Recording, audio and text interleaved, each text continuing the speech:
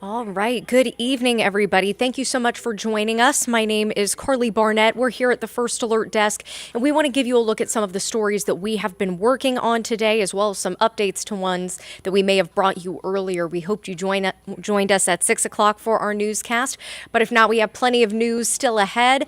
You can join us at 9 and 10 on Peachtree TV, and then again at 11 over on CBS. So we want to go ahead and give you a look at some of our top stories. So the first one that we want to touch on, this is really the big story of the day, and that is the fact that the City of South Fulton's mayor, Khalid Kamau, has been arrested. He was arrested this morning. He's charged with trespassing and with burglary. Mayor Kamau was booked early this morning into the Fulton County Jail. Here's his mugshot right here. Now, we do know that he received an $11,000 bond. He is, as far as we know, currently still in jail. But at this point, we are still trying to work on getting answers as far as what exactly happened that led up to these charges. What we know at this point, again, is that he's facing charges involving trespassing, involving burglary, and we did receive a statement from the city. They say the City of South Fulton is committed to upholding the law and ensuring that all individuals, regardless of their position, are subject to the same fair and just treatment. As the investigation is still ongoing, we are unable to provide further details at this time, end quote. At this point, we know that District 6 Council member Natasha Williams will be the acting mayor in the meantime. But we also know that due to investigations from our team here at Atlanta News First, there have been a series of issues, we should say, with the mayor as well as the rest of council butting heads. So there seems to be a long-standing history of controversy there, particularly within the last year. We're going to break that down for you with more of a timeline just ahead in our newscast at 9 p.m. But to read a lot more about this, we have covered this extensively. You can find several stories on atlantanewsfirst.com. Our Atlanta News First Investigates team has covered everything from involving the mayor, involving the controversy with police department there. So there has been a history of butting heads, a history of finger pointing, and this is yet the latest headline involving the City of South Fulton. We are hoping to get more answers again on the exact circumstances of the mayor's arrest today.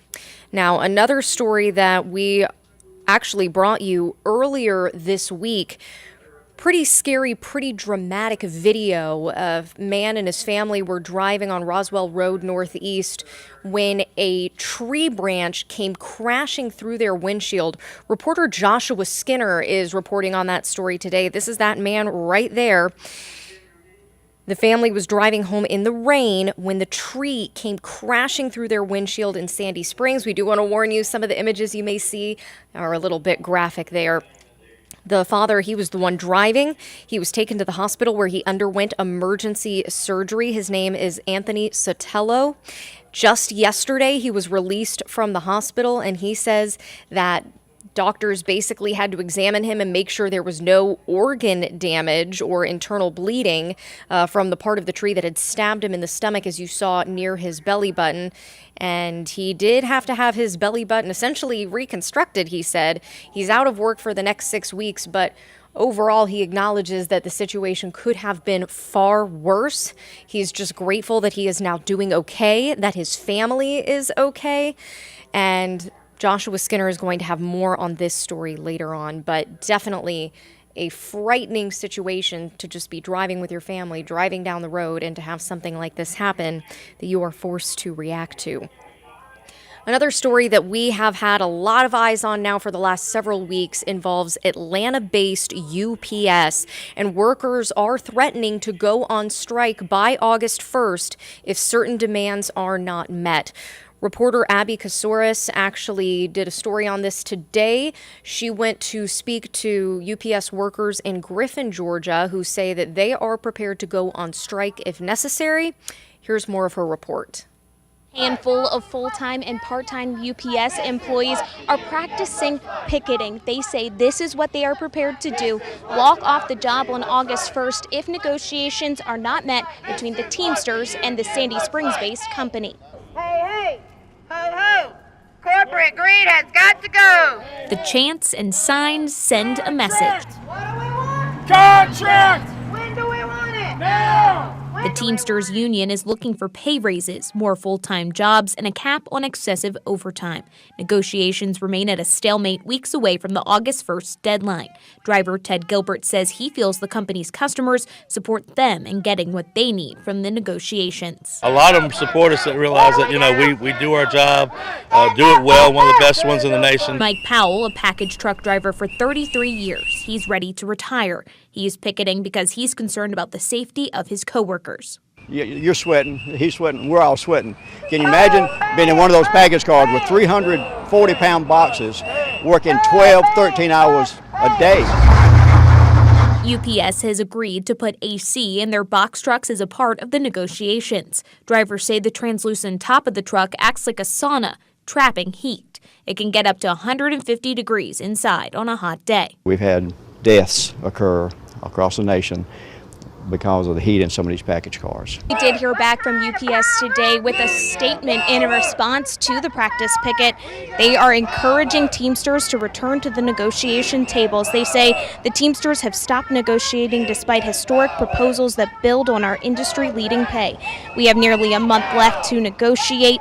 We have not walked away, and the union has a responsibility to remain at the table. In Griffin, Abby Kasouris, Atlanta News First. All right, so I want to do a quick recap here of some of the top stories that we are looking at. Reporter Brittany Ford, she is going to be covering the latest with Mayor Khalid Kamau, the City of South Fulton's mayor, who was arrested on burglary and trespassing charges. She's going to have a live report on that just ahead. Reporter Joshua Skinner, he was the one who was interviewing right after he was released from the hospital, this Sandy Springs father who had to have surgery after a tree branch came crashing through the car's windshield on a rainy day this week. We covered that earlier in the week, and now he has the latest on this man's recovery and his whole ordeal that he went through, and the latest as far as the UPS possibility of a strike. We have been covering that extensively, and now this is the latest in what workers are demanding. I do want to turn your attention to a story that I was actually working on this week. I figure since it's the weekend, it might be a good time to talk about it, considering people may be looking to bring a new animal home, add another member of the family, so to speak. But there is an animal rescue group in Henry County that is really in need of some help tonight. They basically were told that the space that was donated to them 3 years ago that they had been occupying, that they really just have to up and leave. They were given very little notice from the landlord that he wants them to vacate the property. So what they are asking for, this is Street Paws Animal Rescue in Henry County, and they are pleading with the public for any kind of assistance they can get. They say they are looking for a place that they can set up shop. They're looking for a place for their business operations and looking for a place where they can bring in these animals that they're rescuing. They say that right now the fosters that they usually go to help them out to bring these animals in are pretty much maxed out at this point. In Henry County, there is a rule that you can only have 4 pets per household, so they can't bring the animals in themselves. This most immediately affects the 6 cats and 1 dog that are being held at their office in Locust Grove, the place that they need to leave. But as you can imagine, it's very difficult to find a place that will allow animals. They say that they've basically had to have those animals there because that's sort of their overflow right now. They only work out of about 300 square feet, but that's what they've been forced to do. So I want to play you a little bit more on the background of this. And if you know of any potential property in Henry County, they are urging you to reach out to them because they really could use the space. Guys. Christy Butler has devoted herself to finding animals loving homes. She founded the rescue group Street Paws back in 2012. But now the group that helps animals needs help themselves. We would love if we could have a commercial space donated for us. We can pay some, but we're not at the point to really be able to afford something like this completely on our own. They've worked out of this 300-square-foot office in Locust Grove the last 3 years after the space was donated to them. But they were suddenly told they need to leave as the property owner is now living in the space above it. It needs to be soon, as soon as possible. When asked what would happen if they couldn't find a place to go, So it's hard. It's really hard.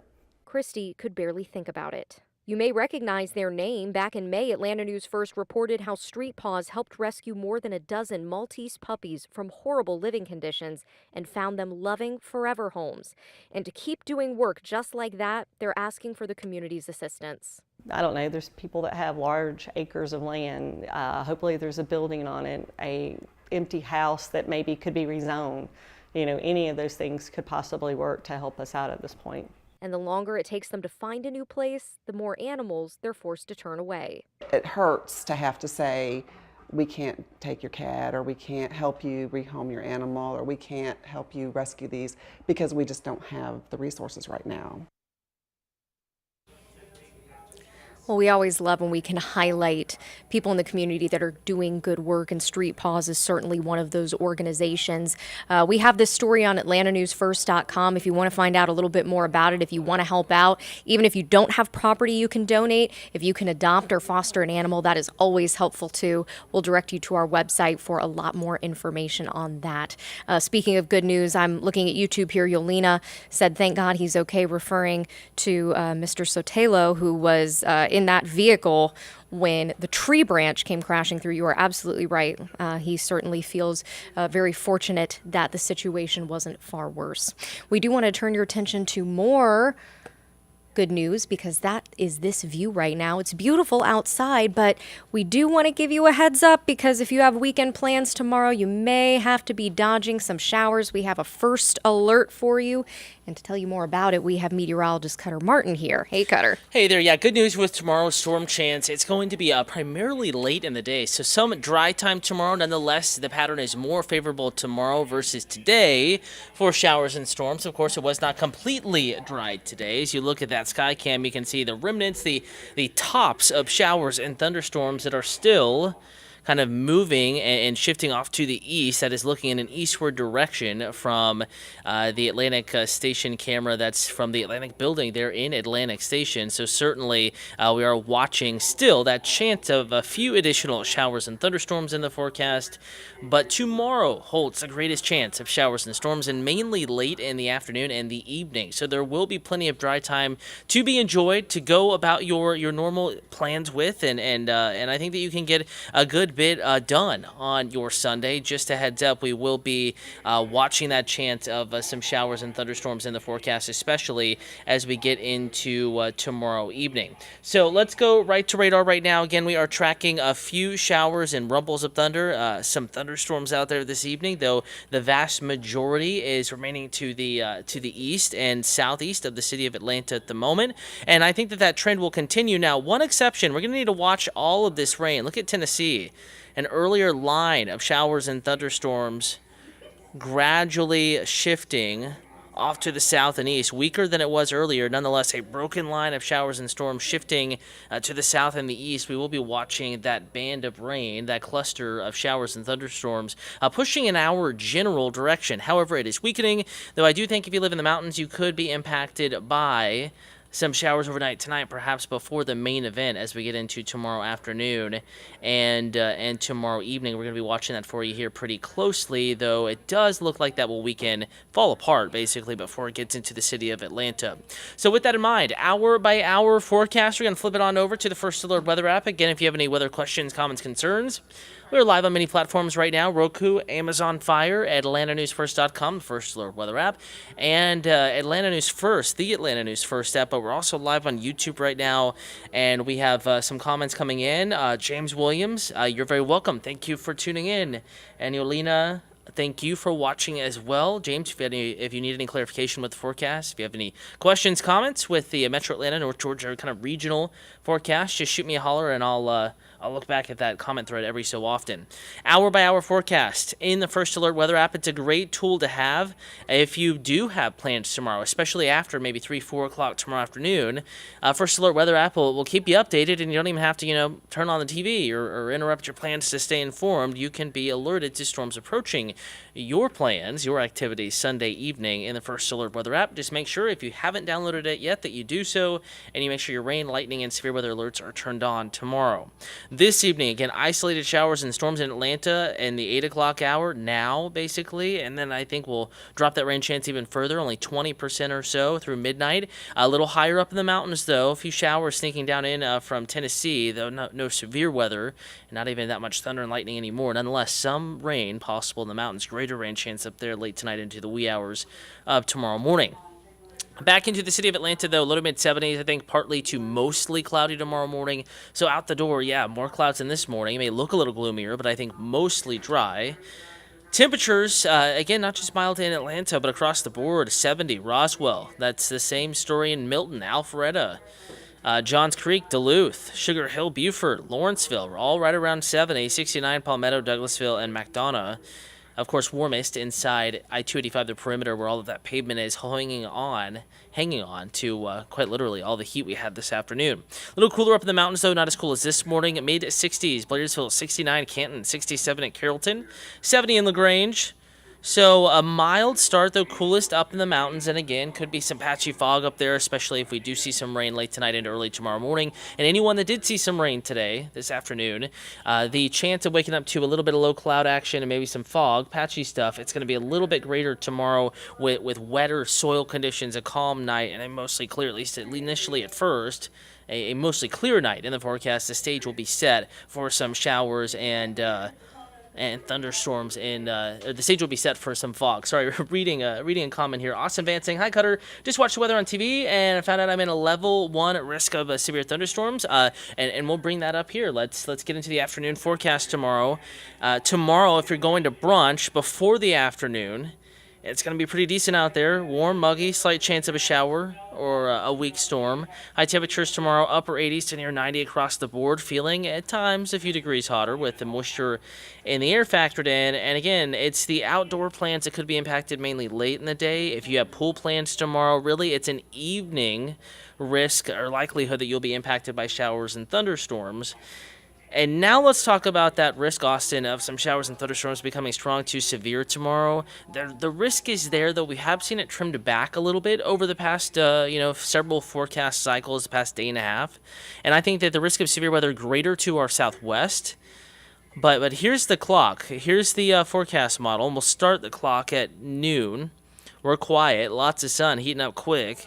Trying to get to 90, but we will have more clouds move in middle of the afternoon. It may keep us from getting there, but I think just about everybody, upper 80s, lower 90s around the metro tomorrow afternoon. 4, 5, 6, we're still pretty quiet. Here we are at 8 p.m. Showers and storms, they're moving in. This is the latest arrival I've seen with the data yet. So a good chunk of tomorrow will be dry, but for the evening plans, we're watching showers and storms moving in. This particular forecast model, not too excited about our severe weather risk. Nonetheless, rain does increase Sunday evening, Sunday night into Monday morning. Here we are, 7 a.m. Again, this is the latest arrival of any of the forecast models we look at, and also the latest departure of the rain. So some of this could linger into Monday morning. Other models arrive a little bit sooner and get it out a little bit earlier. But again, we are going to be watching the potential for some showers and thunderstorms becoming strong to severe. Here is the outlook for tomorrow. This is what Austin was talking about.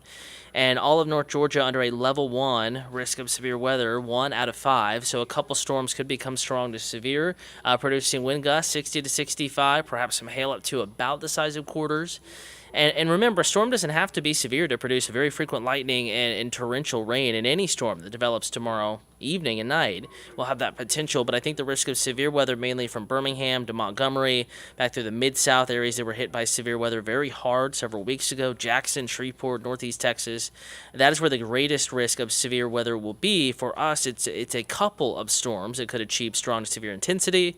Not widespread severe weather, nonetheless, something we'll be watching here for you. Wind gusts to 65 and a hail up to about the size of quarters, a possibility. So we'll be watching that pretty closely as the forecast evolves. So you see first alert, but just know that is late tomorrow. There will be plenty of dry time to get outside, but we want you to be alert to the fact that in the evening time, especially north and west sides, some storms are going to start rolling in, and a couple could be strong to severe. So just a heads up, a first alert in this case. And then we're drying out. Rain could linger into Monday morning, though most data gets it out of here by the morning commute. Something we'll watch and fine-tune that part of the forecast for you here over the next 24 to 36 hours. And then we're back to lower humidity, hotter temperatures, sunnier, drier weather. In fact, for the first time in many days, we're going to completely pull out that chance of rain Tuesday, Wednesday, going for a dry forecast. Doesn't last long, though. Humidity is returning Thursday, Friday, Saturday. The mugginess is back. The heat stays. And the chance of rain, at least hit-or-miss showers and thunderstorms, back in the first alert forecast. Time now is 8:28. I want to thank you for watching. Reminder, you're never more than, a couple clicks away from asking a weather question. You can reach out to Courtney Jacobazzi, Rodney Harris, Ella Dorsey, Patrick Pete, Freddie Campagna, Jennifer Valdez, myself on social media. If you have any weather questions for maybe the outdoor plans tomorrow, any social media platform, we got you covered. Also, full forecast is always in the First Alert Weather app and at AtlantaNewsFirst.com. Speaking of which, Atlanta News First on Peachtree TV. We'll start here in only about 32 minutes on Peachtree TV at 9 p.m., back at 10 p.m., and then back on WANF at 11 p.m. We'll leave you with a live look of Atlanta, some storms in the distance, more of those moving in about this time tomorrow. I'll catch the full forecast coming up on Peachtree TV in about 30 minutes.